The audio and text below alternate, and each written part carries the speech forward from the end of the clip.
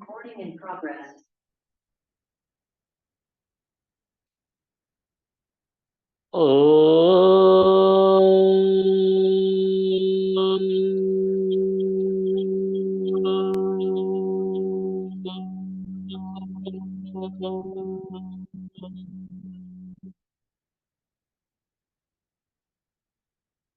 નમો લોય સૌ અરહંતાણં, નમો લોય સૌ સિદ્ધાણં, નમો લોય સૌ આયર્યાણં, નમો લોય સૌ વજ્જાયાણં, નમો લોય સૌ ત્રિકાળવર્તી સાહુણં.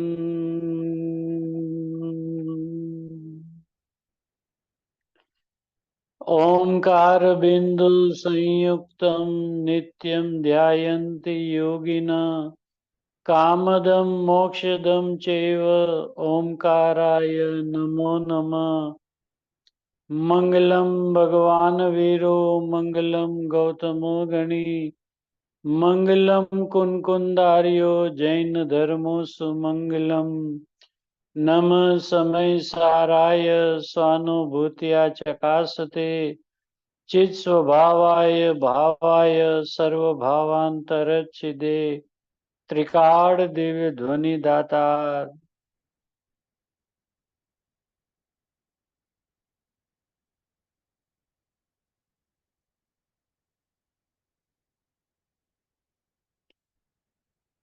જિનેન્દ્ર પરમાત્માની મંગલમય દિવ્ય દેશના સારરૂપ આ શ્રી કુનકુંદ આચાર્ય ભગવાન દ્વારા વિરચિત ગ્રંથાધિરાજ સમયસારજી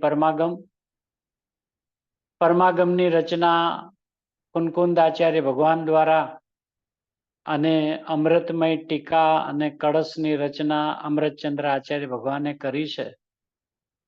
ભાવાર્થ જયચંદજી છાબડા સાહેબે ભર્યો છે અને આ સમયસારજી પરમાગમનું મૂળભૂત રહસ્ય વર્તમાનની અંદરમાં પૂજ્ય કાહન ગુરુદ્વેર દ્વારા જે રીતે ઉદ્ઘાટિત થયું છે એમાં અહીંયા આપણે પાંચમો કળશ ચાલે છે. પાંચમા કળશની અંદરમાં આચાર્ય ભગવાનને શું કહેવું છે. 13મી ગાથાના અવતરણ પૂર્વે 3 શ્લોકની રચના કરે છે અમૃતચંદ્ર આચાર્ય ભગવાન. તો આપણે એકવાર ફરીને આ 3 શ્લોકમાં શું કહેવા માંગે છે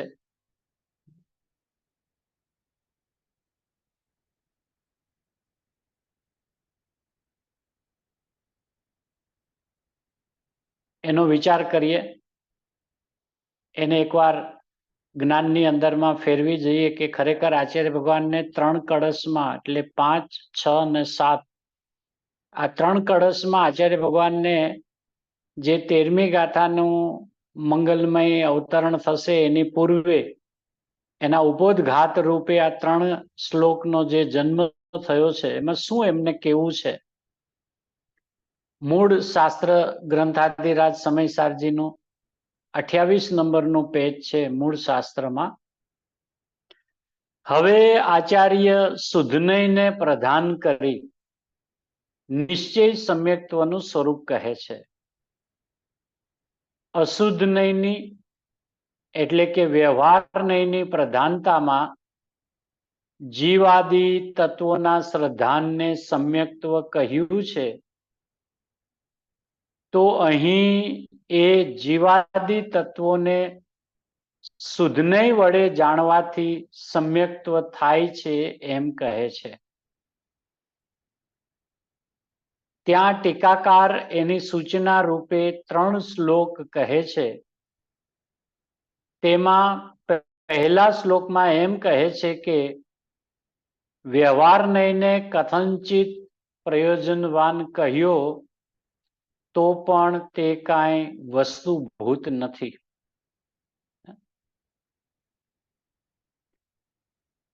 જો આમાં શુદ્ધનયને પ્રધાન કરી દરેક શ્લોકની ઉપરનો જે મથાળું જે છે ને એ સમજવા જેવું છે કે આચાર્ય શુદ્ધનયને પ્રધાન કરી નિશ્ચય સમ્યક્ત્વનું સ્વરૂપ કહે છે. એમ કહીને આ પાંચમા કળશનું અવતરણ થયું. એ શ્લોકાર્થમાં શું કહે છે કે જે વ્યવહાર નહીં છે તે યદ્યપિ એટલે કે જો કે ઇહ પાક પદવ્યામ આ પહેલી પદવીમાં એનો અર્થ જ્યાં સુધી શુદ્ધ સ્વરૂપની પ્રાપ્તિ ન થઈ હોય ત્યાં સુધી નિહિત પદાનામ જેમણે પોતાનો પગ માંડેલો છે એવા પુરુષોને હંત અરે રે રે હસ્તાવલંબ શાક હસ્તાવલંબ તુલ્ય કહ્યો છે. તદપિ તો પણ ચિત્ત ચમત્કાર માત્ર પર વિરહિતમ પરમ અર્થમ અંત પશ્યંતા જે પુરુષો ચૈતન્ય ચમત્કાર માત્ર પરદ્રવ્ય ભાવોથી રહિત શુદ્ધનયના વિષયભૂત પરમ અર્થને અંતરંગમાં અવલોકે છે, તેની શ્રદ્ધા કરે છે તથા તદરૂપ લીન થઈ ચારિત્ર ભાવને પ્રાપ્ત થાય છે, તેમને એ વ્યવહારને કાંઈ પણ પ્રયોજનવાન નથી. આ શ્લોકાર્થ. એનો ભાવાર્થ શુદ્ધ સ્વરૂપનું જ્ઞાન શ્રદ્ધાન તથા આચરણ થયા બાદ અશુદ્ધને કાંઈ પણ પ્રયોજનકારી નથી. એક વાત. પછી છઠ્ઠા કળશમાં શું કહે છે? હવે પછીના શ્લોકમાં નિશ્ચય સમ્યક્ત્વનું સ્વરૂપ કહે છે. પાંચમા શ્લોકના મથાળામાં શું હતું? શુદ્ધનયને પ્રધાન કરી નિશ્ચય સમ્યક્ત્વનું સ્વરૂપ કહે છે. એટલે દરેક વચનમાં શું આંતરો છે એ આપણે સમજવાનો પ્રયત્ન કરી રહ્યા છીએ કે 5, 6 અને 7 આ 3 કળશની અંદરમાં 13મી ગાથાનું જે ઉपोद्घात એમાં એમને જે બતાવવું છે 13મી ગાથામાં, એની પૂર્વે એ 13મી ગાથાને સમજવી કેવી રીતે, એના માટે આચાર્ય ભગવાને 3 કળશની રચના કરી છે. એમાં પાંચમા કળશમાં પહેલો શબ્દ છે હવે આચાર્ય શુદ્ધનયને પ્રદાન કરી નિશ્ચય સમ્યક્ત્વનું સ્વરૂપ કહે છે. છઠ્ઠા કળશમાં શું કહે છે? હવે પછીના શ્લોકમાં નિશ્ચય સમ્યક્ત્વનું સ્વરૂપ કહે છે. ન્યા શુદ્ધનયને પ્રદાન કરીને નિશ્ચય સમ્યક્ત્વનું સ્વરૂપ કહે છે. અહીંયા નિશ્ચય સમ્યક્ત્વનું સ્વરૂપ કહે છે.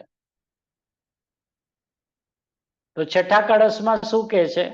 આ આત્માને અન્ય દ્રવ્યોથી જુદો દેખવો એટલે કે શ્રદ્ધવો તે જ નિયમથી સમ્યક દર્શન છે.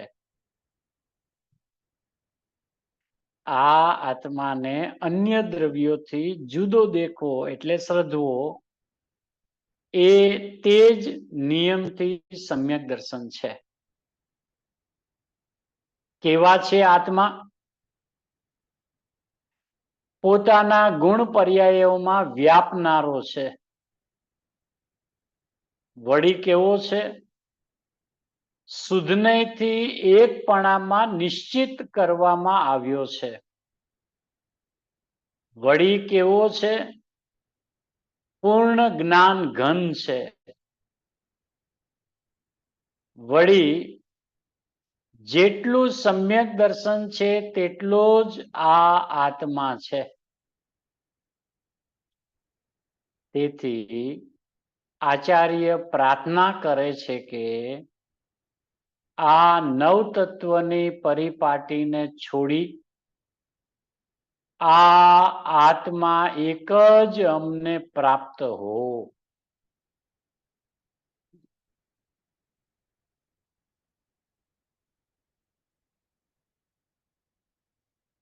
અહીંયા કે છે જેટલું સમ્યક દર્શન છે તેટલો જ આ આત્મા છે. તેથી આચાર્ય ભગવાન પ્રાર્થના કરે છે કે આ નવ તત્વની પરિપાટીને છોડી આ આત્મા અયમ આત્મા એક અસ્તુ ન. નો અર્થ અહીંયા અસ્થિમાં કર્યો છે હાર રૂપે. ન એટલે નહીં. ન એટલે આ આત્મા એક જ અમને પ્રાપ્ત હો. એમાં ભાવાર્થ કરતા એમ કહે છે કે સર્વ સ્વાભાવિક તથા નૈમિતિક પોતાની અવસ્થારૂપ ગુણ પર્યાય ભેદોમાં વ્યાપનારો આ આત્મા શુદ્ધનેથી એકપણામાં નિશ્ચિત કરવામાં આવ્યો.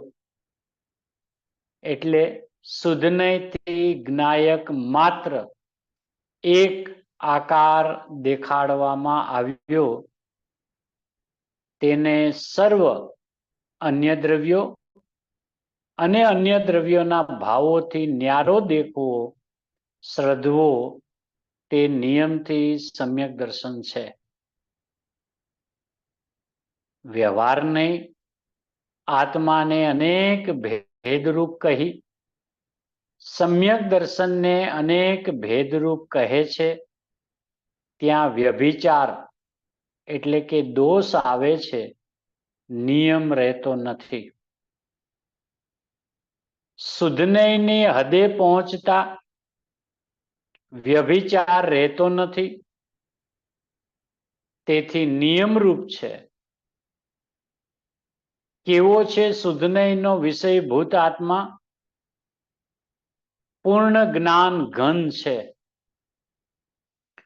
સર્વ લોકાલોકને જાણનાર જ્ઞાન સ્વરૂપ છે. એવા આત્માના શ્રદ્ધાનરૂપ સમ્યક દર્શન છે. તે કાંઈ જુદો પદાર્થ નથી, આત્માના જ પરિણામ છે. તેથી આત્મા જ છે.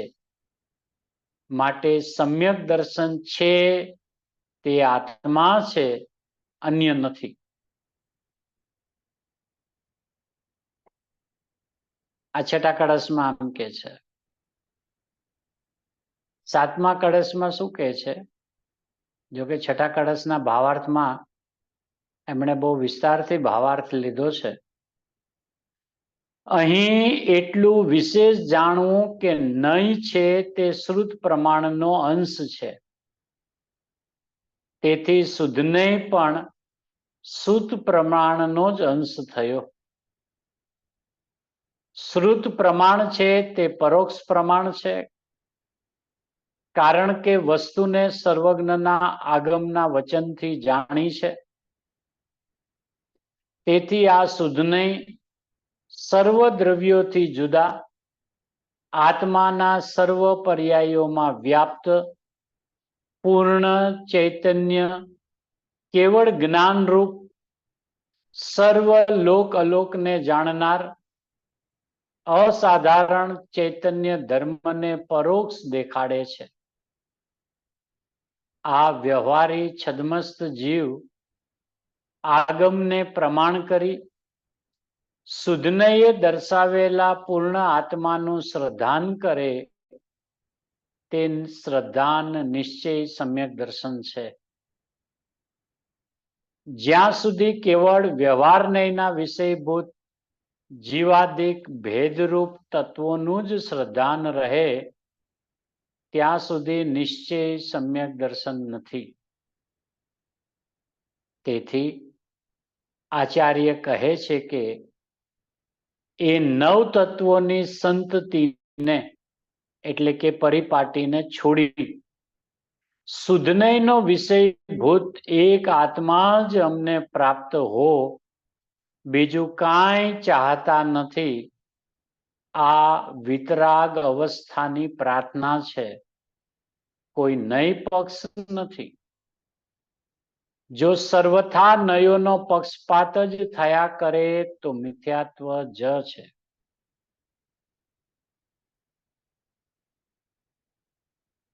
અહીં કોઈ પ્રશ્ન કરે કે આત્મા ચૈતન્ય છે એટલું જ અનુભવમાં આવે તો એટલી શ્રદ્ધા તે સમ્યક દર્શન છે કે નહીં? શું પ્રશ્ન પૂછ્યો છે? આત્મા ચૈતન્ય છે એટલું જ અનુભવમાં આવે તો એટલી શ્રદ્ધા તે સમ્યક દર્શન છે કે નહીં?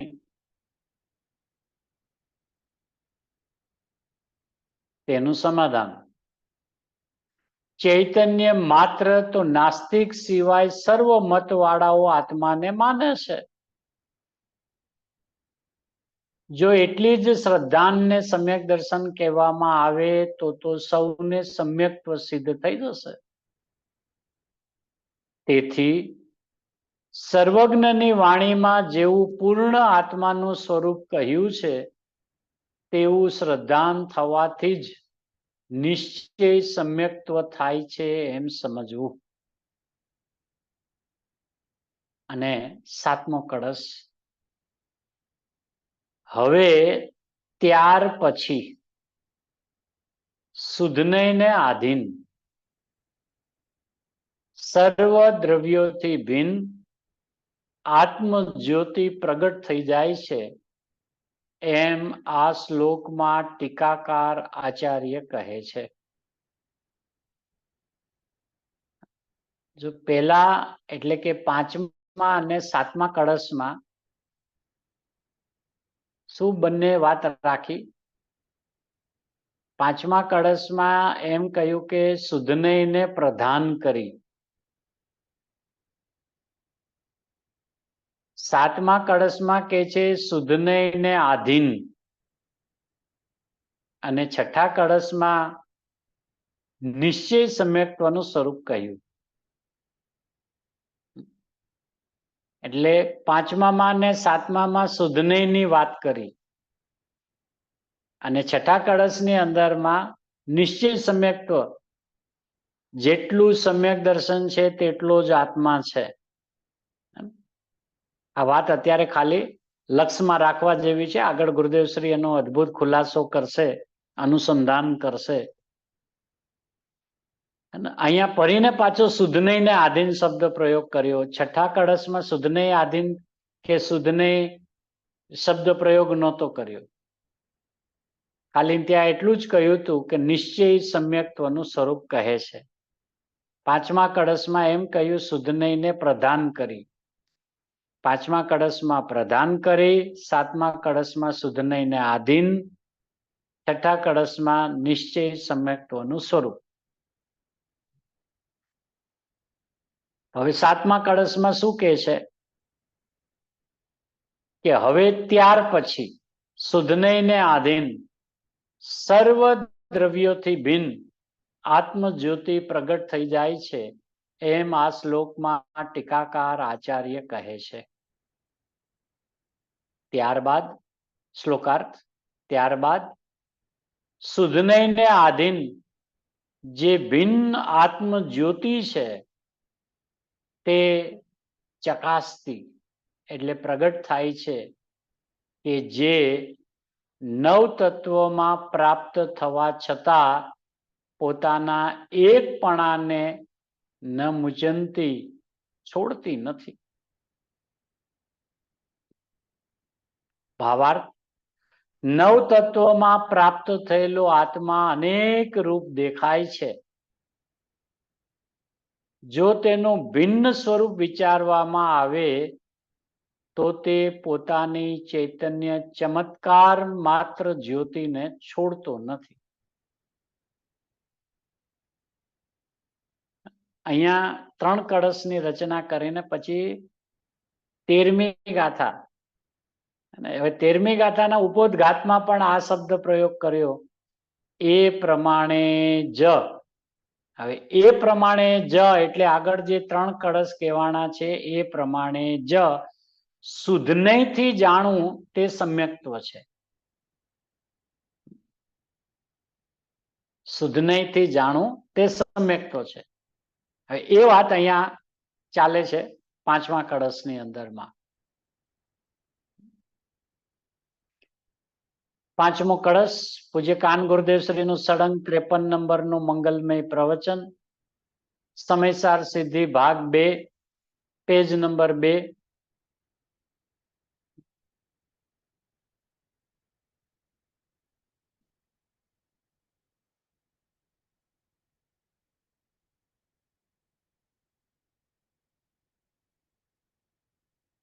બીજો પેરેગ્રાફ છે. પેલા શુદ્ધનયની વાત કરી, શુદ્ધનયને પ્રદાન કરી નિશ્ચય સંકેતનું સ્વરૂપ કહે છે એટલે શું, એનો ખુલાસો ગુરુદેવે બહુ અદ્ભુત કર્યો. કે પહેલા એમ કહ્યું હતું કે જ્ઞાન સ્વરૂપ આત્મા અથવા દર્શન જ્ઞાન ચારિત્રને પ્રાપ્ત થાય તે આત્મા એવો ભેદ સમજાવ્યો હતો. પણ એ ભેદ કોઈ ચીજ નથી. જ્ઞાન સ્વરૂપ આત્મા સમજાવવા કહ્યું કે આ જ્ઞાન તે આત્મા એવો ભેદ પાડીને સમજાવ્યું હતું. એ વ્યવહાર છે. વ્યવહાર આવે ખરો વચ્ચે, પણ એ આદરણીય નથી એમ કહે છે.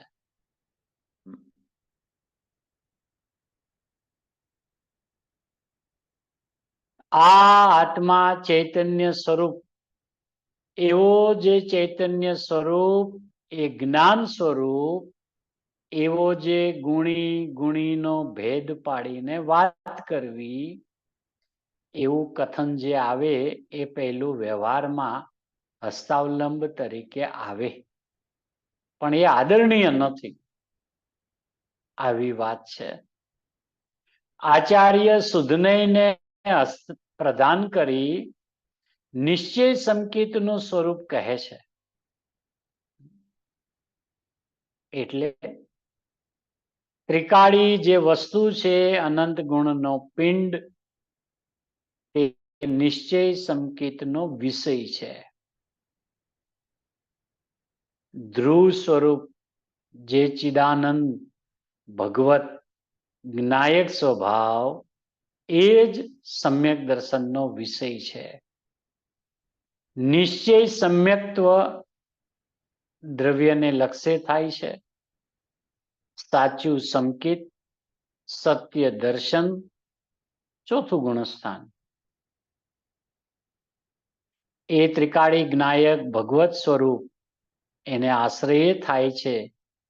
એથી અહીંયા નિશ્ચય નયને મુખ્ય કરીને સંકેતની વ્યાખ્યા કરેલ છે. શુદ્ધ નયને પ્રદાન કરીને એમ શબ્દ પ્રયોગ કર્યો છે ને. હવે અહીંયા જો વારંવાર પાછી શું કે અનંત ગુણનો પિંડ એમ કહ્યું,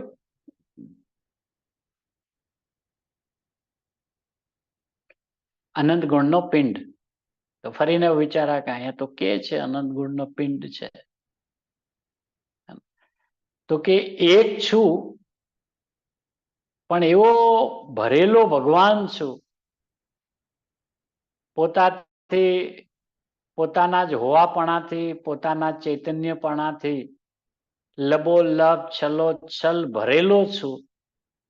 હવે ભરેલો છું એની જો કઈ વિશેષતા બતાવવી હોય એમાં, તો એ ગુણના નામથી જ કહેવી પડે, શક્તિના નામથી જ કહેવી પડે.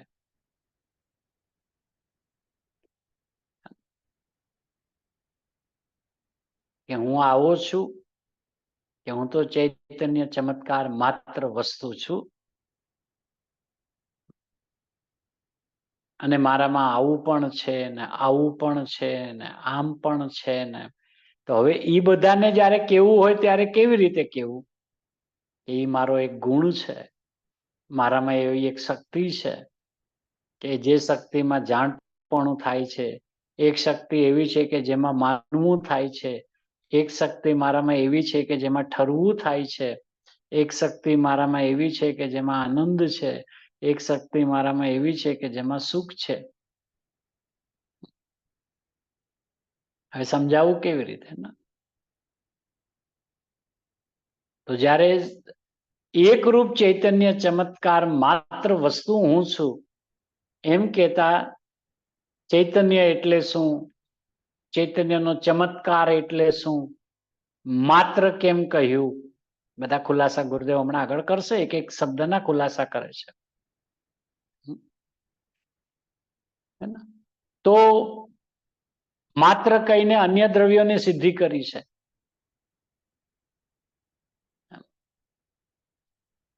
કેમ કે સર્વજ્ઞના જ્ઞાન અનુસાર શ્રદ્ધાન કરે છે ને, એમ કહ્યું ને હમણાં આગળ બધા ખુલાસા આવશે.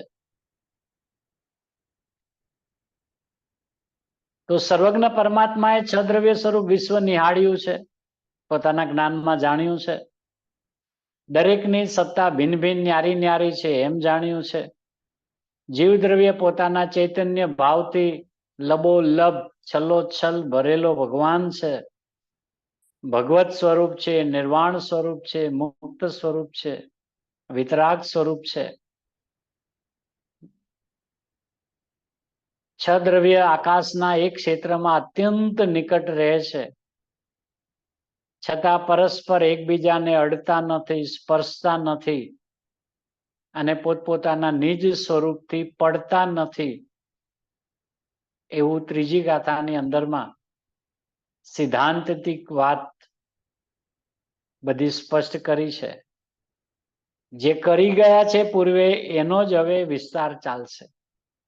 હવે એ જવાબદારી આપણી છે કે આ વાત પૂર્વે કઈ ગાથામાં કહી ગયા હતા. એક બાજુ એમ કહ્યું ને કે 12 ગાથાની અંદરમાં તો પીઠિકા રૂપ છે. ગુરુદેવ તો એમ કે 12 ગાથામાં તો આખા સમયસારનો મર્મ ભરી દીધો છે, જીન શાસનનો મર્મ ભરી દીધો છે 1 થી 12 ગાથામાં. તો હવે જવાબદારી આપણી છે કે 1 થી 12 ગાથામાં આ વચનો ક્યાં ક્યાં પૂર્વે ગાથામાં આવ્યા હતા. તો પોતે એક છે, પરિપૂર્ણ છે. તો એક છે તો જગતમાં હું એક જ છું, કારણ કે જ્યારે જ્યારે આપણે કહીએ ને હું તો એક છું એટલે એમાં બીજા દ્રવ્યો છે એની સિદ્ધિ થઈ ગઈ.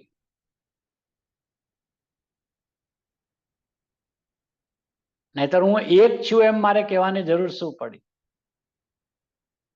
અનેક છે પણ એ હું નથી, હું તો એક છું.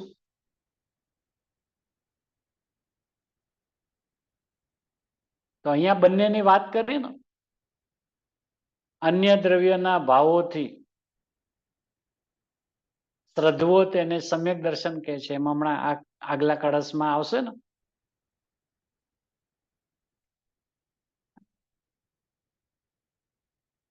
ક્યાંક એમ કહે કે એક નિશ્ચયને લક્ષમાં લેવાથી સમ્યક દર્શન થાય, ક્યાંક એમ કહે કે પરદ્રવ્યથી ભિન્નપણે પોતાને શ્રદ્ધવાથી સમ્યક દર્શન થાય.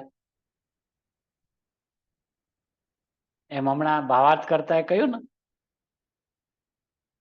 કે વ્યવહારને સમ્યક દર્શનને અનેક પ્રકારે કહે છે.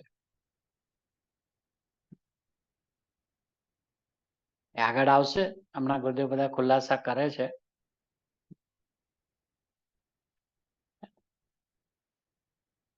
અશુદ્ધ નહીંની પ્રધાનતામાં, હવે અશુદ્ધ નહીં એટલે વ્યવહાર નહીં, વ્યવહાર નહીંની પ્રધાનતામાં વાદી તત્વોના શ્રદ્ધાને સમ્યક્ત્વ કહ્યું છે. નવ તત્વના શ્રદ્ધાને સમ્યક્ત્વ કહ્યું છે. ભેદ પાડીને વાત કરી હતી એ વ્યવહાર, પણ એ વાસ્તવિક છે નહીં.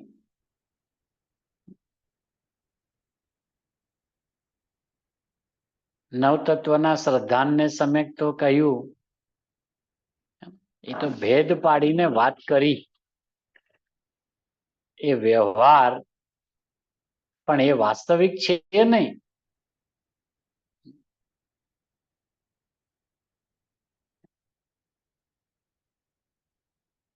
આગળ એના 99 ખુલાસા કરશે ગુરુદેવ, અને આપણે એમની સાથે ચાલીએ. તો અહીં એ જીવાદી તત્વોને શુદ્ધને વડે જાણવાથી સંકેત થાય છે તેમ કહે છે. હવે 9 ને શુદ્ધને વડે કેવી રીતે જાણવું? કારણ કે 13મી ગાથાનું મથાળું જ એવું છે કે શુદ્ધને વડે જાણવાથી સમ્યક્ત્વ થાય છે.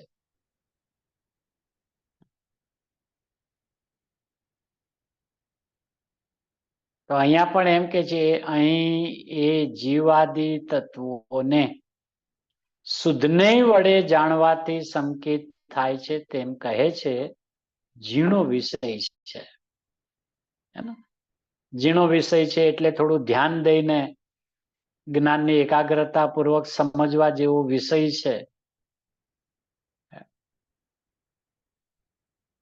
કે 9 ની વાત કરો છો ને 9 ને શુદ્ધને વડે જાણવાનું. શુદ્ધને નો વિષય તો એક જ હોય, 9 કેવી રીતે હોય? 9 ને જાણે એ તો વ્યવહાર નો વિષય થઈ ગયો. એક ને જાણે એ શુદ્ધને નો વિષય છે.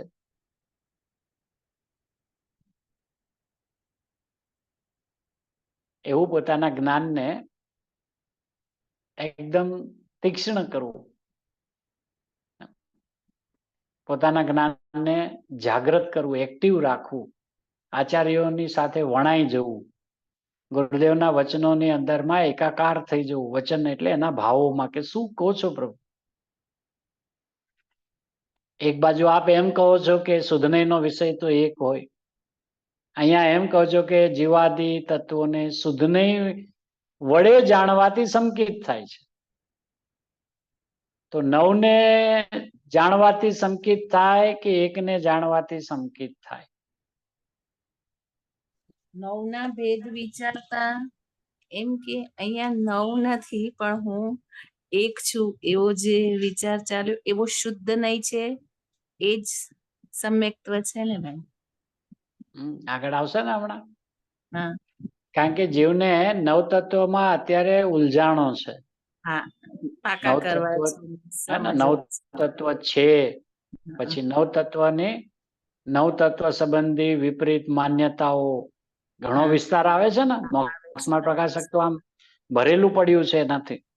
અને જાહેરમાં બી અધિકાંશ જીવો મોક્ષમાં પ્રકાશકમાં 9 તત્વ સંબંધી ભૂલો બતાવવામાં આવે છે. બરાબર, 9 તત્વ સંબંધી ભૂલો જ બતાવવામાં આવે છે. હા, હવે 9 તત્વને ભૂલ બતાવી છે કે 9 તત્વને કેવી રીતે જાણવાનું એ સમજાવવું છે. હા, એને ટોડરમલજી સાહેબ છે ને, તો પ્રભુ એના હૃદયને સમજવું પડે. એને વિસ્તાર કર્યો તો એનો અર્થ નથી કે એનો અભિપ્રાય છે. એ જ પ્રમાણે જો સમજશું તો બહુ ગોટાળો ડિપ્રેશનમાં આવી જવાય એવું છે. હા, કારણ કે દરેકમાં ભૂલ, આશ્રવ સંબંધી ભૂલ, સવર સંબંધી ભૂલ, નિર્જરા સંબંધી ભૂલ, બંધ સંબંધી ભૂલ, મોક્ષ સંબંધી ભૂલ, અજીવ સંબંધી ભૂલ, જીવ સંબંધી ભૂલ. અરે બધી ભૂલ ભૂલ ભૂલ ભૂલ ભૂલ જ, કે ભૂલ વગરનો ભગવાન ક્યારે યાદ આવે? હા, એ તમે કાઢો. તો કે છે હમણાં 9 તત્વોમાં છુપાયેલી આત્મજ્યોતિ, આત્મજ્યોતિ છુપાયેલી છે. બહુ સરસ. કારણ કે એ 13મી ગાથાને સમજવા માટેનો જે થનગનાટ છે ને, કે આ 9 તત્વની વાત આટલી બધી, અને આખા જીનાગમમાં 9 તત્વની વાત આવી. સમયસારજી આખું અધિકાર જુઓ તો બધા 9 તત્વથી ભરેલું છે ને. જીવ અધિકાર, અજીવ અધિકાર, આશ્રવ, સવર, નિર્જરા, બંધ, મોક્ષ. આજે બી નિયમ સરમાં ગુરુદેવનું જે ચાલે છે ને એમાં 9 તત્વની સમજણ, 9 તત્વની ભેદરૂપ શ્રદ્ધા એ મિથ્યાત્વ છે.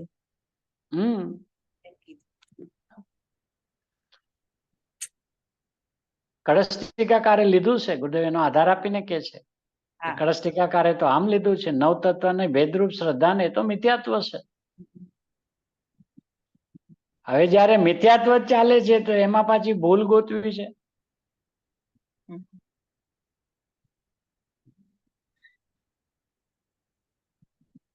સમજવું પડશે બહુ જ. સમજવું પડશે કે શું છે પ્રભુ, આનું રહસ્ય શું છે. કે છે હમણાં તો ગુરુદેવ બહુ અદ્ભુત રીતે એટલું કથન અદ્ભુત કરે છે, વાચ્ય ખોલી ખોલીને કહે છે કે આમ આપણને નવ તત્વની વાસ્તવિકતા બી ખબર પડે અને નવ તત્વમાં છુપાયેલી આત્મ જ્યોતિ એ કેવી રીતે રહેલી છે, છુપાયેલી છે, દટાયેલી નથી, છુપાયેલી છે.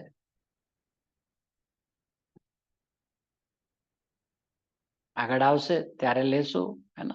અહીંયા ગુરુદેવ કહે છે કે તો અહીં એ જીવાદી તત્વોને શુદ્ધ નહીં વડે જાણવાથી સંકેત થાય તેમ કહે છે. તો જીવાદી તત્વોને શુદ્ધ નહીં વડે જાણવું એટલે શું? કે આ જીવ દ્રવ્ય છે, આ અજીવ દ્રવ્ય છે, આ આશ્રવ છે, આ બંધ છે, આ મોક્ષ છે, એમ જાણવું, એનું નામ સંકિત છે. શુદ્ધ નહીં વડે નવને જાણવુંની રીત શું છે? એમ જીવ છે, અજીવ છે, આશ્રવ છે, બંધ છે, સંવર છે, નિર્જરા છે, મોક્ષ છે, એમ જાણવું, એનું નામ શુદ્ધ નહીં વડે જાણવું. કે જેને જાણવાથી સંકિત થાય.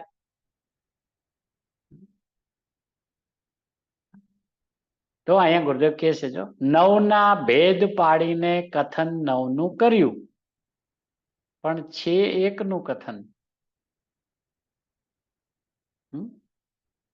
શું કીધું પ્રભુ? નવના ભેદ પાડીને કથન નવનું કર્યું, પણ છે એકનું કથન.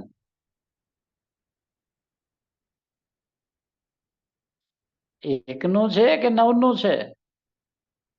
કે નવના ભેદ પાડીને કથન નવનું કર્યું, પણ છે એકનું કથન. અહીંયા થંભી જવા જેવું છે. આ શું કહ્યું? નવના ભેદ પાડીને કથન નવનું કર્યું, પણ છે એકનું કથન.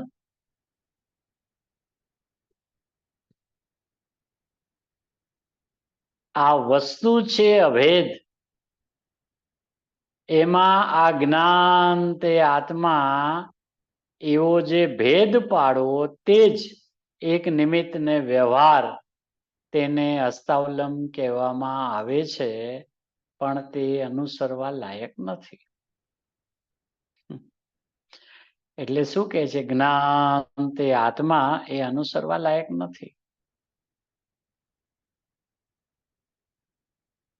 હસ્તાવલમ સીધું ન પહોંચી શકાય તો ભેદ પાડીને બતાવે, સમજાવવા માટે કહ્યું છે. ઉપર પહેલા જ ગુરુદેવે કહી દીધું. દર્શન જ્ઞાન ચારિત્રને પ્રાપ્ત થાય તે આત્મા અને જ્ઞાન સ્વરૂપ તે આત્મા, એમ સમજાવવા માટે પહેલા કહ્યું હતું. એ વાતને વળગીને રહેવું, આ ભાવને ગાંઠ મારીને રાખવા. પછી જેટલો વિસ્તાર આવશે એટલે પોતે કડી લેશે કે આ સમજાવવા માટે છે. સમજવાનું તો કંઈક જુદું છે, સમજાવવાના માટે બીજો કોઈ ઉપાય નથી. એટલે સમજાવવું હોય તો આમ જ સમજાવવું પડે, પણ જે સમજાવે છે ને એ સમજવાનું નથી. ભેદ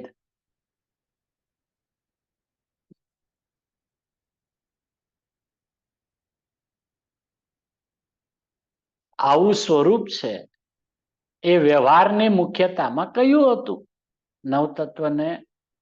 નવતત્વની શ્રદ્ધાને સમ્યક દર્શન એ વ્યવહારની મુખ્યતામાં કહ્યું હતું. તો અહીં જીવાદી તત્વોને શુદ્ધ નહીં વડે જાણવાથી સંકેત થાય એમ કહે છે. હવે વ્યવહારની મુખ્યતામાં કહ્યું હતું, તો વ્યવહાર હોય કોને એ પણ આરે વાતને લક્ષમાં રાખવી. નિશ્ચય જેને પ્રગટ થયો છે એને વ્યવહાર હોય છે થોડો કાળ વચ્ચે.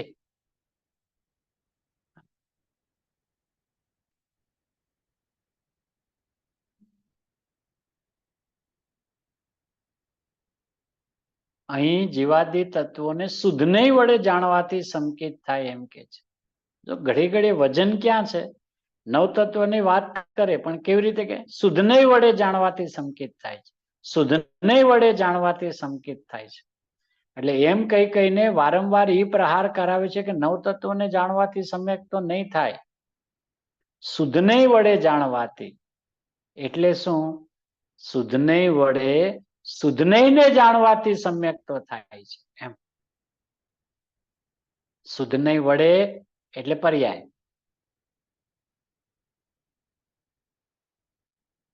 શુદ્ધને જાણવાથી સમ્યક તો થાય છે.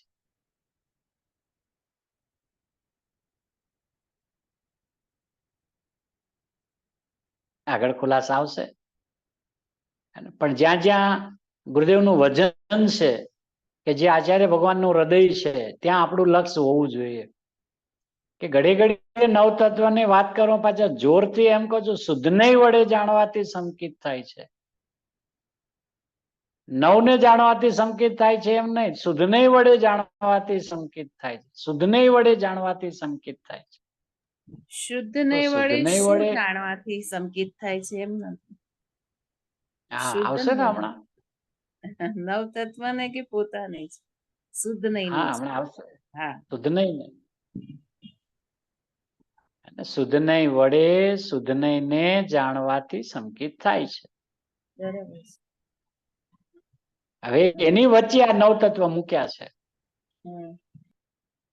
કારણ કે જીના ગામમાં નિરૂપણ નવ તત્વનું ખૂબ આવ્યું છે. એટલે જીવને એમ લાગ્યું કે આવું તત્વ તો છે ને. જિનેન્દ્ર ભગવાનની દિવ્ય ધ્વનિમાં આવ્યું છે, ગણધર પરમાત્માએ ઝીલ્યું છે, આચાર્ય ભગવંતોએ વિસ્તાર કર્યો છે. આ સમયસાર જોઈ લો. જીવ અધિકાર, અજીવ અધિકાર, પુણ્ય પાપ અધિકાર, આશ્રવ અધિકાર, સંવર અધિકાર, નિર્જરા અધિકાર, બંધ અધિકાર, મોક્ષ અધિકાર, હજી સર્વ વિશુદ્ધ જ્ઞાન અધિકાર. જીવને વિચાર ના આવે ને કે નવ તત્વ છે ને, છે એટલે તો આટલું બધું નિરૂપણ આવ્યું છે. એટલે એ શું કરવા માંડ્યા? નવ તત્વને જાણવા માંડ્યા.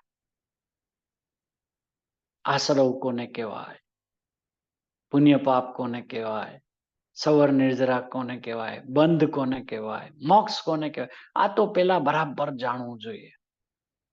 આને બરાબર નહીં જાણો તો અંદરમાં નહીં જવાય. આવું આવે ને.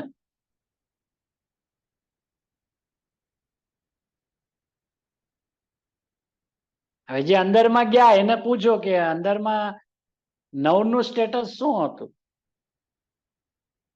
કે છે હમણાં ભાવાર્થમાં તો બહુ અદભુત વાત કરી, બધું પહેલેથી કહીએ નહીં, જરાક ધીરે ધીરે હળવે હળવે જઈએ તો આપણને બી આમ જાણવાની જિજ્ઞાસા રહે, સમજવાની જિજ્ઞાસા રહે, વાંચવાની જિજ્ઞાસા થાય, ફરીને ગુરુદેવને સાંભળવાની જિજ્ઞાસા થાય. શું કે છે ગુરુદેવ આમાં? શું ખોલે છે આચાર્ય ભગવાનનું હૃદય? શું કેવું છે આચાર્ય ભગવાનને આમાં? નવ તત્વની વાત કરે છે અને પાછા વજન એમ કે શુદ્ધને વડે જાણવાથી, શુદ્ધને વડે જાણવાથી સંકિત થાય છે. તો અમે અત્યારે નવ તત્વ ને જાણીએ તો છીએ પ્રભુ, કે જિનેન્દ્ર પરમાત્માએ નવ તત્વનું નિરૂપણ કર્યું છે. તો જીવ છે, અજીવ છે, આશ્રવ છે, બંધ છે, સંવર છે, નિર્જરા છે, મોક્ષ છે. તો અમારું આવું નવ તત્વનું શ્રદ્ધાન સમ્યક તો નહીં.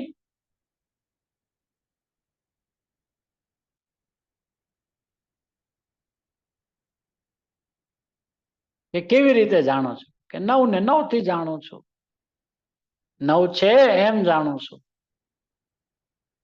કે એટલે જ સંકેત નથી થયું. તો કેવી રીતે થાય? કે શુદ્ધ નહીં વડે જાણવાથી સંકેત થાય. પણ અહીંયા તો એમ લખ્યું છે ને, જીવાદી તત્વોને શુદ્ધને વડે જાણવાથી સંકેત થાય એમ કે છે.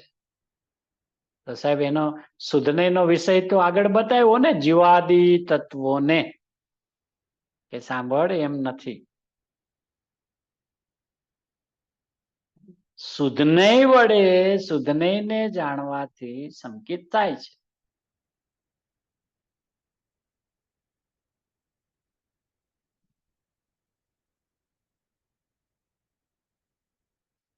એ શું કીધું ભાઈ? શુદ્ધને વડે, શુદ્ધને આપણા બે ના નામ છે ને, હા, જેમ 11મી ગાથામાં આવ્યું ભૂતાર્થ. તો પોતાની ત્રિકાળ ચૈતન્ય સત્તાને પણ શુદ્ધ નહીં કહેવાય અને એને અનુસરીને થયેલા પરિણામને પણ શુદ્ધ નહીં કહેવાય. હવે જે પરિણામ શુદ્ધ નહીં ને જાણે છે એ પોતે પ્રથમ શુદ્ધ થઈને શુદ્ધ નહીં ને જાણે છે. એક વાત. અંદરથી આ બાજુથી વાત કરીએ તો શુદ્ધ નહીં ને લક્ષમાં લેવાથી શુદ્ધ નહીં રૂપે પરિણમન થાય છે. પણ બે આટલું જ ને, અહીંયાથી લો કે આમથી લો, પણ એમાં હું ને હું જ ને. બરાબર.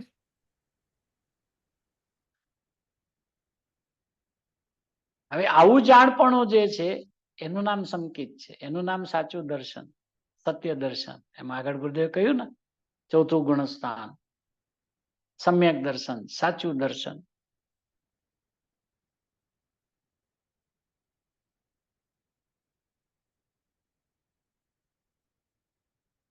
કારણ કે શુદ્ધ નયનો વિષય તો એક જ હોય, વ્યવહાર નયનો વિષય 9 હોય, એકથી અધિક.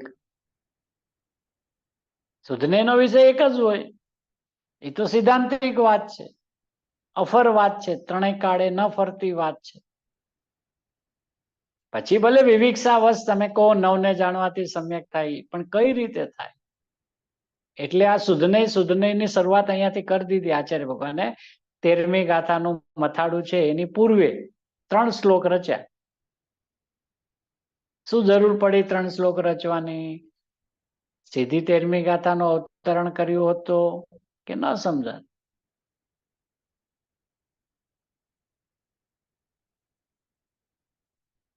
એટલે પેલા 5મા કળશમાં શુદ્ધ નયને પ્રધાન કરી એમ લીધું.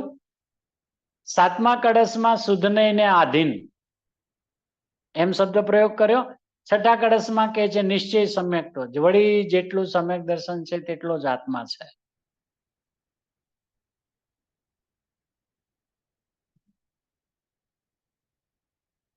આ 3નું પણ અનુસંધાન છે ને પરસ્પર,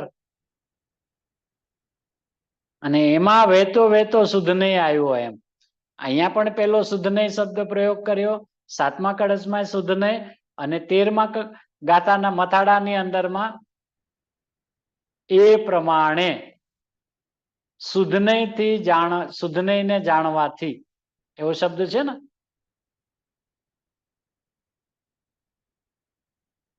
તો આ શુદ્ધ નહીંની ધારા આખી વહેવાવી ને, ત્રણેયમાં શુદ્ધ નહીં, શુદ્ધ નહીં, શુદ્ધ નહીં. અને 13મી ગાથાના મથાળામાં શું મૂક્યું? એ પ્રમાણે જ. એ પ્રમાણે એટલે કયા પ્રમાણે? કે 3 શ્લોકમાં જે પ્રમાણે કહેવાનું છે તે જ પ્રમાણે જ શુદ્ધ નહીંથી જાણવું તે સમ્યક્તો છે.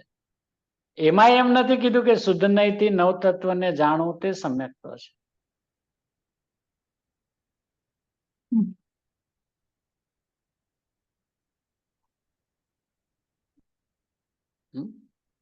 એટલે ભાઈ શુદ્ધ નયને જાણવું એ સમ્યક્ત્વ છે, તો નવ તત્વને માત્ર સમજાવવા માટે કહ્યું, પણ ખરેખર એમ નથી, એમ કેવું છે?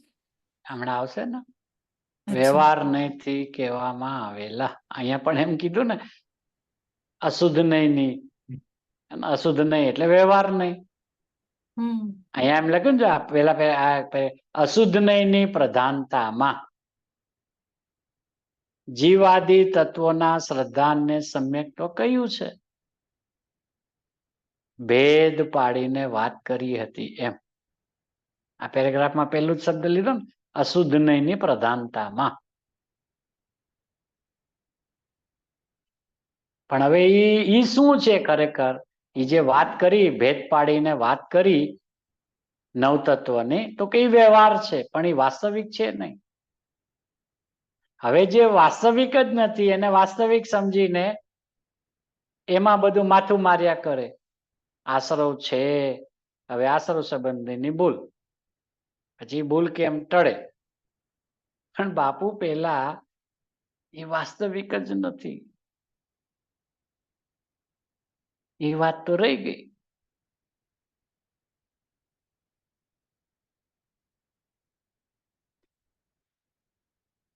ભેદ પાડીને વાત કરી હતી એ વ્યવહાર, પણ એ વાસ્તવિક છે નહીં.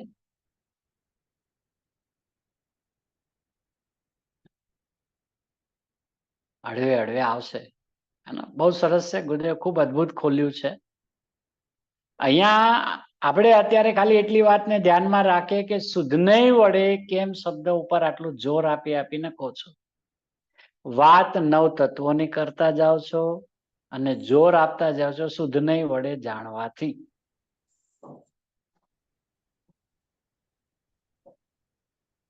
એટલે એમ કહીને નવતત્વ સંબંધીનું જે જોર છે ને એ તોડવા માંગે છે.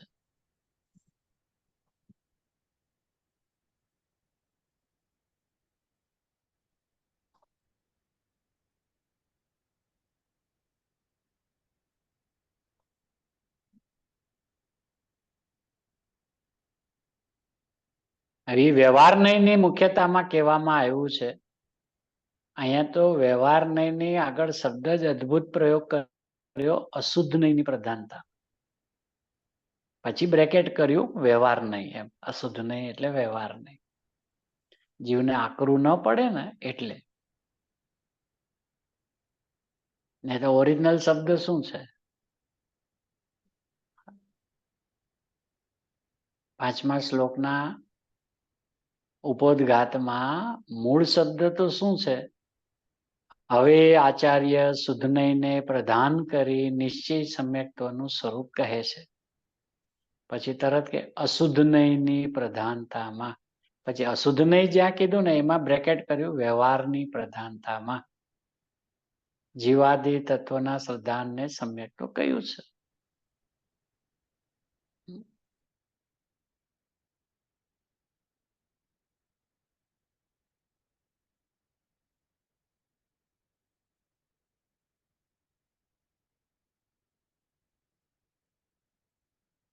એ અહીંયા કહે છે શુદ્ધને વડે જાણવાથી સંકિત થાય છે. ટીકાકાર એની સૂચના રૂપે 3 શ્લોક કહે છે. તેમાં પહેલા શ્લોકમાં તેમ કહે છે કે વ્યવહાર કથનચિત કયો હતો? પ્રયોજનવાન. જાણવા માટે કહ્યું હતું, પણ આદરવા માટે બિલકુલ પ્રયોજનવાન નથી, કાંઈ વસ્તુભૂત નથી, એમ કે છે.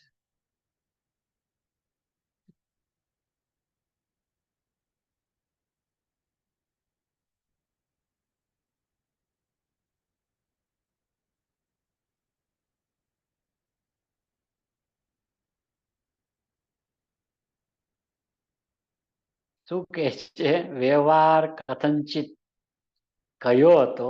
પ્રયોજનવાન. ક્યાં કયો હતો? 12મી ગાથામાં. શેના માટે? કે જાણવા માટે, પણ આદરવા માટે બિલકુલ પ્રયોજનવાન નથી. જે પૂર્વની ગાથાઓમાં પણ કહી ગયેલા. બ્રાહ્મણે મ્લેચ્છ ન થવું, અને ભાષા અનાર્ય વિના ન સમજાવી શકાય અનાર્યને, તેમ વ્યવહાર વીણ પરમાર્થનો ઉપદેશ અશક્ય છે. એમ હોવા છતાં વ્યવહાર અનુસરવા યોગ્ય નથી, એમ કહ્યું હતું ને. પછી અહીંયા 12મી ગાથામાં એમ વાત આવી કે અનુભૂતિ થઈ ગઈ, પોતાના શુદ્ધ સ્વભાવને લક્ષમાં લેતા વર્તમાનમાં સ્વસંવેદન રૂપ વિતરાગ દશા પ્રગટી. પણ શું પહેલી જ અનુભૂતિમાં પૂર્ણતા થઈ ગઈ? એટલું ખાલી સિદ્ધ કરવું હતું. એટલે કહ્યું કે કોઈને કોઈ કાળે વ્યવહાર જાણેલો પ્રયોજનવાન છે, સર્વથા નિષેધ કરવા યોગ્ય નથી.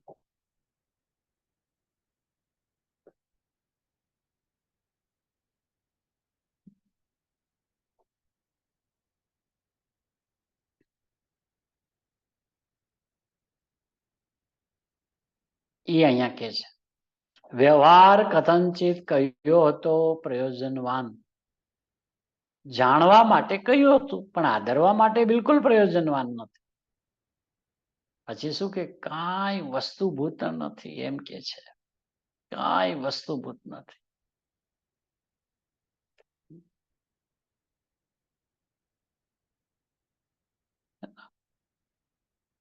ત્યાં આપણે 11મી ગાથામાં આવ્યું હતું જીન વચનમાં વ્યવહારને ભેદને હસ્તાવલમ જાણી ઘણો કહ્યો છે. ભાવાર્થમાં આવ્યું હતું શું કીધું? વ્યવહારને હસ્તાવલમ જાણી જીનવાણીમાં ઘણો કહ્યો છે પણ એનું ફળ સંસાર જ છે. એ આ હસ્તાવલમ. અહીંયા પણ હસ્તાવલમ શબ્દ પ્રયોગ કર્યો છે ને. અરે રે રે રે હસ્તાવલંબ તુલ્ય જાણી આચાર્ય ભગવાન ખેદ વ્યક્ત કરે છે. તો ગુરુદેવ કહે છે જીનવાણીમાં ઘણો કહ્યો છે, વ્યવહારને હસ્તાવલમ જાણી ઘણો કહ્યો છે પણ એનું ફળ સંસાર છે. ઈ આ હસ્તાવલમ.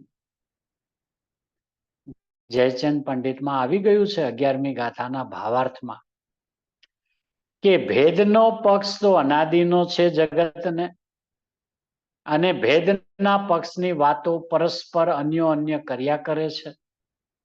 અને જીનવાણીમાં પણ ભેદના પક્ષને હસ્તાવલંબ જાણી ઘણો કહ્યો છે પણ ત્રણેયનું ફળ સંસાર છે. આ ગજબ વાત છે.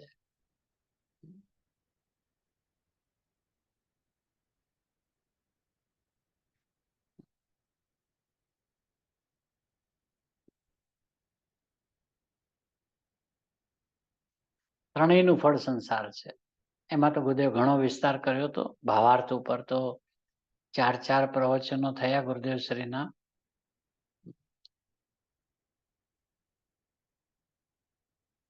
કે વચ્ચે આ દશા એવી એક આવી જાય છે, પૂર્ણ વિતરાગતા નો જન્મ નથી થતો, અંદરમાં એ પ્રકારની સ્થિરતા નથી થતી, ત્યારે વચ્ચે થોડો કાળ એવો આવે છે, હોય છે હસ્તાવલમ. પણ એનું ફળ શું? એનું ફળ સંસાર છે. કે સાહેબ જીનવાણીમાં કયો છે વ્યવહાર? કે હા જીનવાણીમાં કયો છે, બરાબર છે. જીનવાણીમાં નિશ્ચયનું ફળ મોક્ષ માર્ગ અને મોક્ષ બતાવ્યો છે, તો વ્યવહારનું ફળ પણ મોક્ષ માર્ગ અને મોક્ષ બતાવે. બેનું ફળ એક જ હોય. કે જીનવાણીમાં તો નિશ્ચય અને વ્યવહાર બંનેનું નિરૂપણ છે, તો બંનેનું નિરૂપણ છે તો બંનેનું ફળ એક સરખું હોય.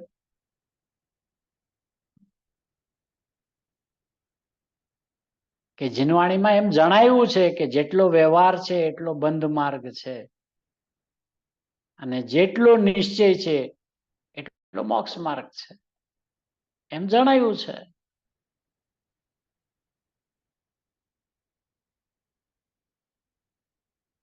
શ્રોતા પૂછે છે ભગવાને કહ્યું છે એનું ફળ સંસાર. બધે કે ભગવાને કહ્યું છે,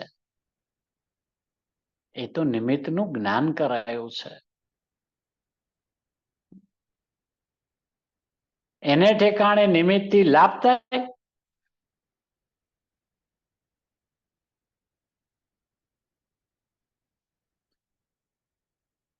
નિમિત્ત તો રાગ છે, એ તો રાગ છે.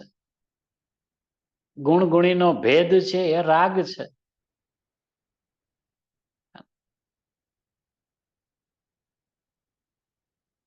નિમિત્ત રાગ છે એટલે શું? કે નિમિત્ત તરફના વલણનો ભાવ છે એ રાગ છે. નિમિત્ત તો નિમિત્ત છે.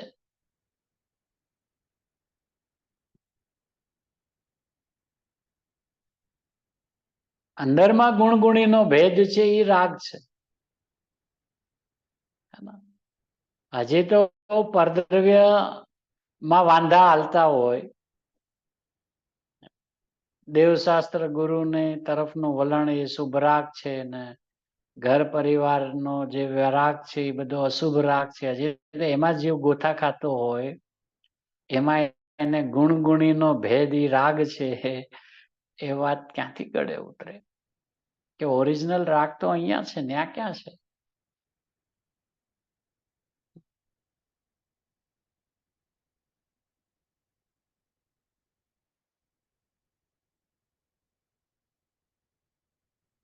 ગુણીમાં આ ગુણ છે એમ જોવું ને એ રાગ છે.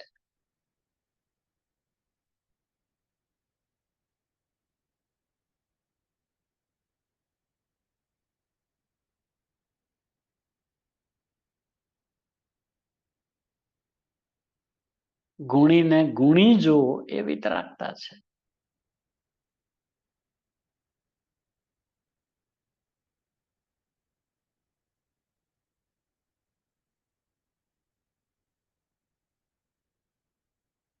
અહીંયા કીધું ગુણગુણીનો ભેદ છે, રાગ છે.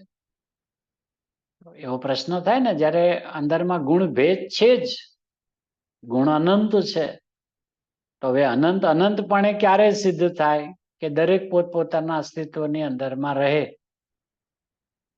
અને એનો પણ બહુ વિસ્તાર આવે છે ને. જ્ઞાન જ્ઞાન રૂપે રહે, દર્શન રૂપે ન થાય, દર્શન દર્શન રૂપે રહે, ચારિત્ર રૂપે ન થાય, તો અનંત અનંત સિદ્ધ થાય. તો આપણને એવો પ્રશ્ન થાય ને કે સાહેબ અનંત ગુણ છે જ, અને એક એક ગુણ પોતપોતાથી છે, અને ગુણ અનંત છે, તો પરસ્પર એકબીજાથી તો ભેદ જ છે ને. એટલે જુદા, ભેદ એટલે જુદા. તો જુદાને જુદા જાણવાથી રાગ શું કામે થાય? ગુણ ગુણીનો ભેદ છે એ રાગ છે. આ ગુણી છે ને આ ગુણ છે એમ જોવું એ રાગ છે ને. એનો સીધો અર્થ શું થયો?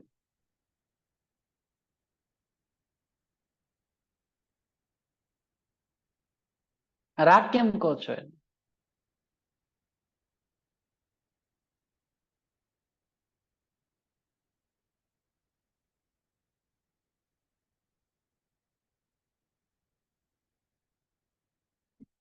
પછી શું કે એ જણાવ્યું છે પણ એ આદરણીય નથી. એટલે શું કે છે? ગુણગુણીનો ભેદ છે એ રાગ છે. હવે ગુણગુણીનો ભેદ બતાવ્યો છે ને, એમ જણાવ્યું છે, પણ એ આદરણીય નથી.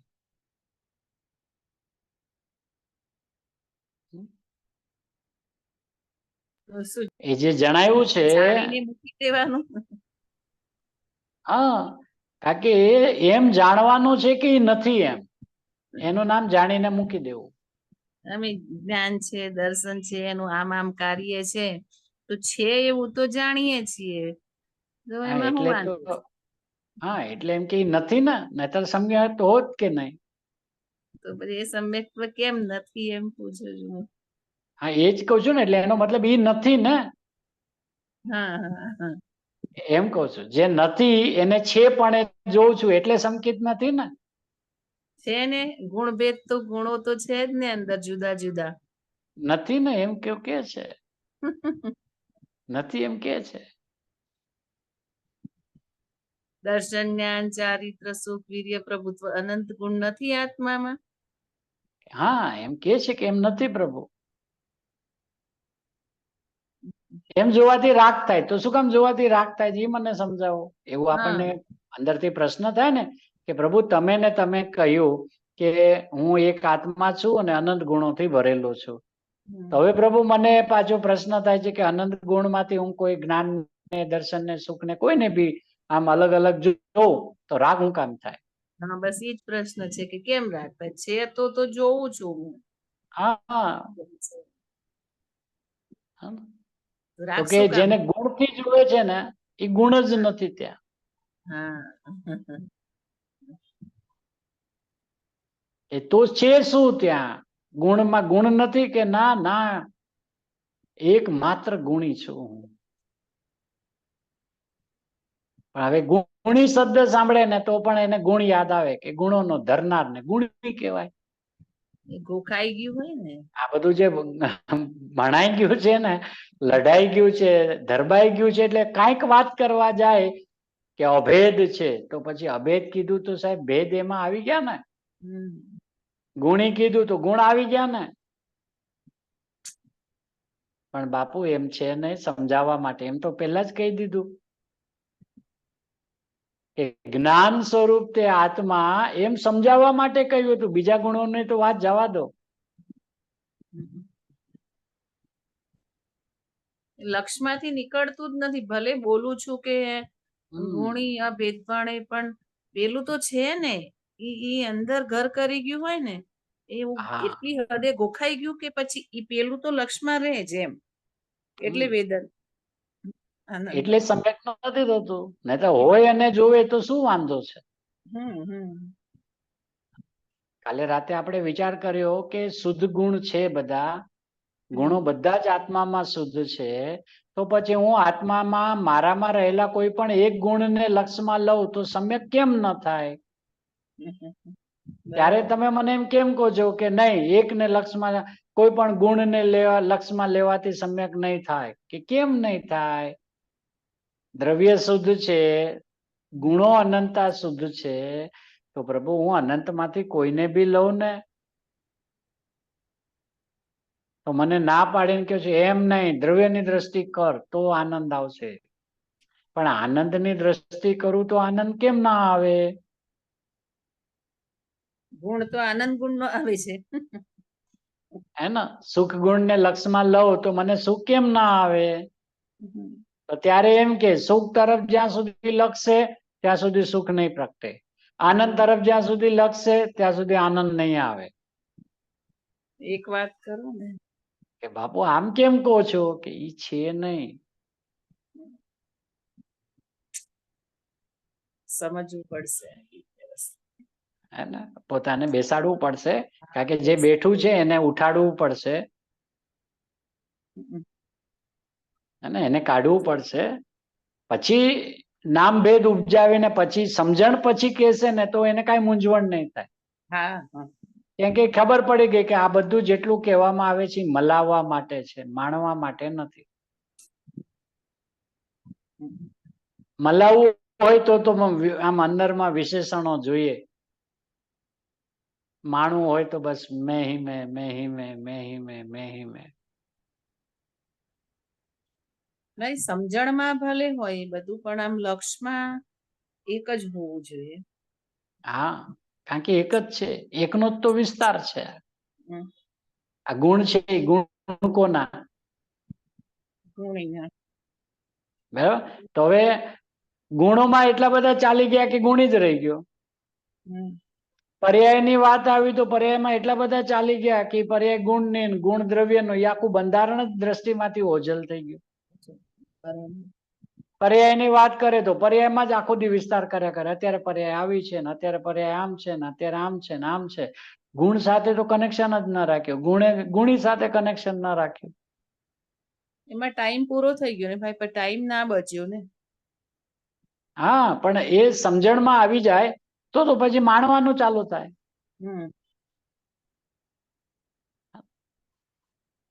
કારણ કે જાણીને મૂકી દેવાના બે અર્થ છે. એક તો જાણીને મૂકી દેવું એટલે એની ગંભીરતા ન સમજવી, એને પણ જાણીને મૂકી દેવું એમ કહેવાય.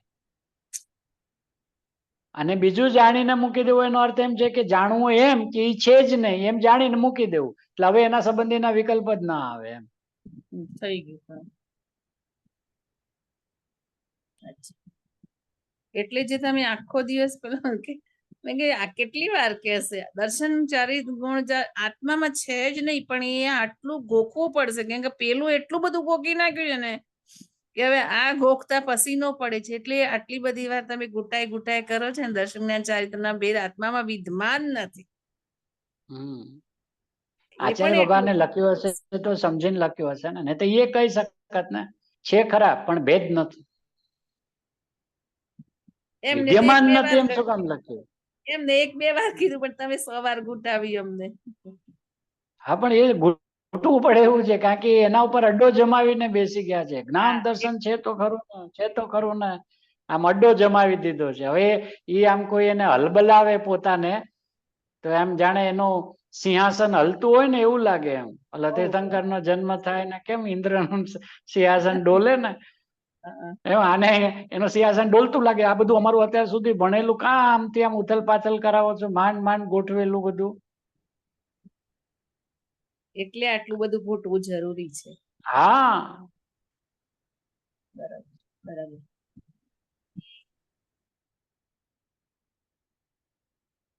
આપણે બહુ વર્ષ પહેલા વિદ્વાન આવેલા બોરીવલી મંદિરમાં, ત્યારે આ ક્રમથી 7મી ગાથા આવી તો વિદ્યમાન નથી એ શબ્દ ઉપર વજન જ ના જાય. છે તો ખરા પણ એવા ભેદ નથી. છે તો ખરા એવા ભેદ નથી. પછી ઘરે બોલાવ્યા આમંત્રણ આપીને, પ્રભુ પધારો ઘરે. પછી ઘરે આવ્યા, મેં કીધું પ્રભુ તમે આટલી બ્રાન્ડેડ આઈટમ છો, આઈટમ એટલે આટલા સમાજને માન્ય વિદ્વાન છો, ગુરુદેવના અત્યંત નિકટમાં રહેલા જીવ છો, અને તમે કહો છો કે છે તો ખરો, છે તો ખરું, છે તો ખરું પણ એવા ભેદ નથી. આચાર્યને નહીં ખબર હોય? એને વિદ્યમાન નથી એમ કેમ કઈ લખ્યું છે?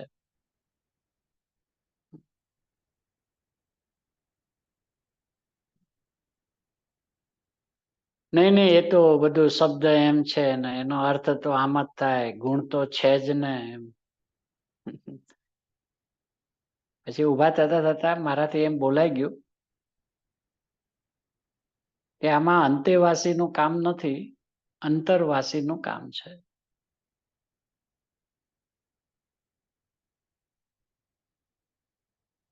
આચાર્યના હૃદયને પકડવું પડશે, સમજવું પડશે. આટલું અદ્ભુત વચન એમણે મૂક્યું છે, સમજીને મૂક્યું હશે. છે એ તો તમને ખબર છે, છે એ મને ખબર છે એ જગતને ખબર છે. તો આચાર્યને ન ખબર હોય? અને 7મીમાં લખે, 7મી એટલે કઈ દશા?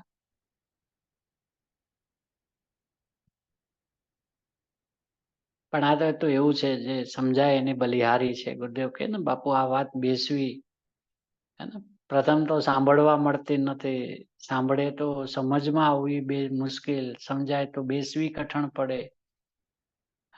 પણ આજે ગુરુદેવના ઉપકારથી બધું બહુ સરળ થઈ પડ્યું છે. આજે આપણને કે ગુરુદેવની વાણી સાંભળીએ પણ છીએ, સમજીએ પણ છીએ, અંદરમાં ધરબાવીએ પણ છીએ અને પરિણમીએ પણ છીએ. આવી વાત અદ્ભુત છે. હવે આગળ ભાવ નામનો પોતામાં એક ગુણ છે. એ ગુણનું વિશ્લેષણ ખૂબ ગુરુદેવ અદ્ભુત રીતે કરે છે. વિકાર રૂપે થવામાં કોઈ ગુણ જ નથી પોતાની અંદરમાં, એનું અદ્ભુત સ્પષ્ટીકરણ કરે છે. એ આગળ જેમ સમજાવશે તેમ સમજશું. એ મંગલમય ભાવ. જેની હોનહાર ભલી છે ને ભાઈ, એને આ વાત સાંભળવા મળી, સાંભળ્યા પછી બેસી ગઈ. બાકી ઘણી દુનિયા ઘણી મોટી છે, પણ આપણને આ વાત જે તમે ગુટાવો છો, શું કે 608 માટે જ છે, સમજી લો આ વાત. 608 ની ટીમ આ વખતે આપણી છે ને, આપણી જ એમાં આપણે આપણે બસ જ છે. તો ભરત ક્ષેત્રથી સિલેક્ટેડ ટીમ છે. હા, એટલે તો એનામાં આવી વાતો આવે છે, ને તો આવે શું કામ? ના આવે આવે છે જ ને નહીં. પાછી બેસે છે, અંદરમાં ગોઠવાઈ જાય છે, તરત જ બેસી જાય છે, ફિટ થઈ જાય છે. બેસવી એ જોઈએ ને, પણ હા, બેસી એટલે જાય છે, નકાર નથી આવતો. અને આવતી હોય એટલા માટે જ ને કે સામે ઝીલનારા હોય એમ. હા, એ વાત બરાબર છે. નહીતર આવે નહીં ને. ના, સામાન્ય વાત આવીને વહી જાય એમ. ભાઈ સચ્ચે થઈ ગયું આપણું કામ. ના થાય એવો નકાર જ નથી આવતો. બેસે છે અંદરમાં બિલકુલ.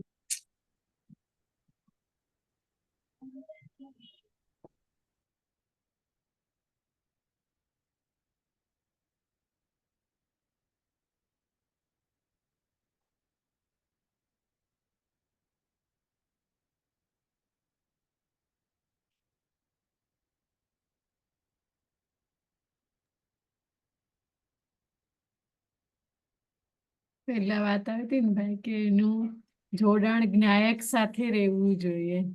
એ આમ જાણવું ને જાણવામાં સફર આમ લઈ જાય છે. એનું આમ જોડાણ કરી દે તો ત્યાં નિવેડો આવી જાય એવું છે ને ભાઈ. કારણ કે જ્યાંથી આપણો પ્રવાહ વહે છે ને એ તો મૂળ વસ્તુ છે. એ દ્રષ્ટિમાં ઓજલ થઈ જાય તો ગમે એટલા ગુણોની ચર્ચાઓ કરી એ બધી નિષ્ફળ જ થવાની. એનાથી આગળ વધીને પર્યાયોની જેટલી ચર્ચા કરી એ બધી નિષ્ફળ જવાની. અને મૂળ વસ્તુ જે છે એને વળગીને પછી ગમે એટલો વિસ્તાર કરો, ગમે એટલા નામ ભેદ ઉપજાવીને કહો, પર્યાયનો ગમે એટલો વિસ્તાર કરો, કોઈ વાંધો નથી.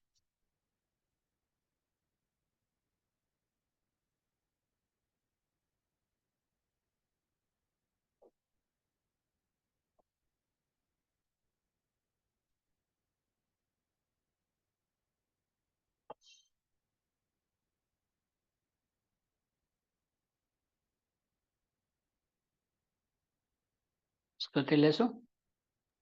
હા ભાઈ.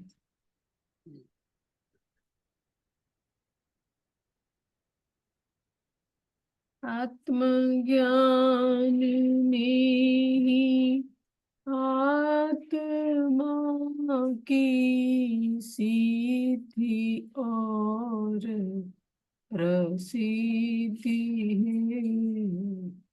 आत्मज्ञान में ही भिन्न रूप विश्व की भी सिद्धि है। आत्मज्ञान ही बस ज्ञान है। आत्म ज्ञान ही बस ज्ञेय है। आत्मज्ञानमय ज्ञाता ही आत्मा ज्ञान ज्ञेय भेद है। दर्शाय सरस्वती देवी ने यह किया परम उपकार है। निज भाव में स्थिर रहूं, वंदना अविकार। निज भाव में ही स्थिर रहूं, वंदना अविकार।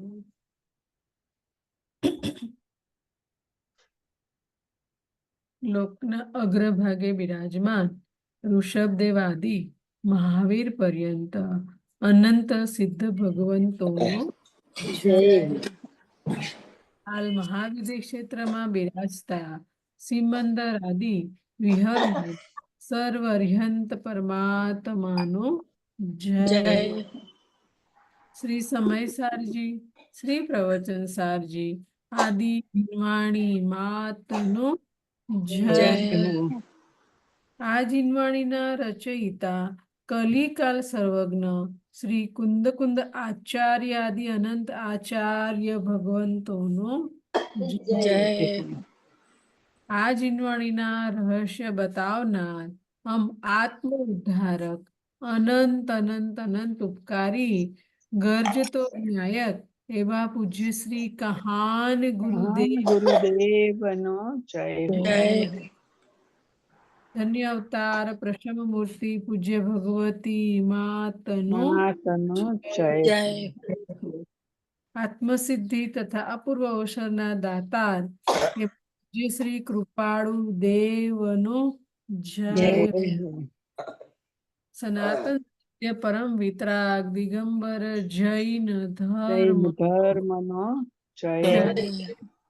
જય જિનેન્દ્ર બધાને. જય